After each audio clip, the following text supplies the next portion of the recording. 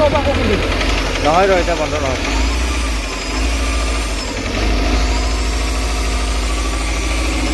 আৱাজটো বহুত স্পষ্ট হৈছে তো ইঞ্জিনটো কমপ্লিট হৈ যায়